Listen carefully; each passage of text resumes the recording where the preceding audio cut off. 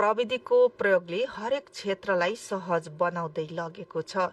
यसको प्रयोगले समयको बचत सहित जनशक्तिको अभावलाई समेत सम्बोधन गरेको छ। पछिल्लो समय एआईले बिरामीको स्वास्थ्य परीक्षण, शल्यक्रिया मात्र होइन एक्सरे समेत गर्न थालेको छ। जसअनुसार नेपालमा पनि अहिले एआईबाट एक्सरे गर्न थालिएको छ। पोखरा स्थित प्रादेशिक रोग नियन्त्रण केन्द्रले क्षयरोग भएको प्रारम्भिक परीक्षणको काम डिजिटल एआई मार्फत गर्न थालिएको छ। यसअघि अस्पतालको प्रयोगशालामा क्षयरोग जाँच्ने गरिएको थियो।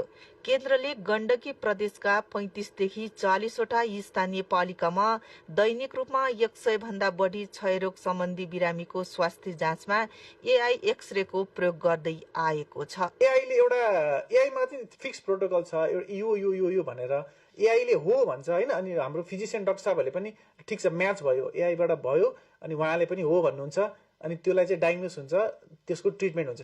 कुनै चाहिँ शंकास्पद हो होइन भन्ने कुरामा हुन्छ, बोर्डर लाइन हुन्छ, त्यसको लागि चाहिँ जाँच गर्नुपर्ने हुन्छ।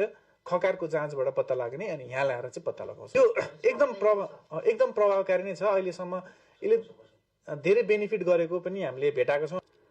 विक्रम सम्वत 2046 सालमा जापान अन्तर्राष्ट्रिय सहयोग नियोग जाइकाको सहयोगमा निर्माण गरिएको प्रादेशिक रोग नियन्त्रण केन्द्र विगतमा क्षयरोग नियन्त्रण अस्पतालका रूपमा रहेको थियो।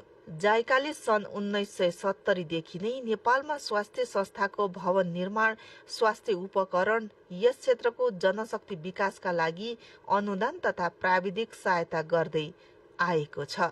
Is also important aspect. However, we are always thinking and considering the context of local people, and we are trying to apply what JICA or Japan the experience. But at the same time, we are also thinking the solution for the grassroots level local people and also to develop how we can do best in that context of the local communities.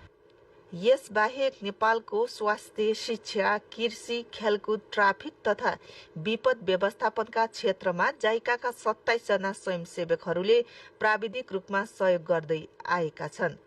यस बाहेक दीर्घकालीन रूपमा संक्रामक तथा नसर्ने रोगहरूको नियन्त्रणका लागि दक्ष स्वास्थ्य कर्मी सहितको सहयोगलाई निरन्तरता दिने योजना जाइकाले बनाएको छ। क्यामेरामा प्रदुम्न मिश्र र ध्रुव थापाका साथ पवन वर्षा शाह, सार्वजनिक सेवा प्रसारण, एनटिभी न्यूज, पोखरा, कास्की।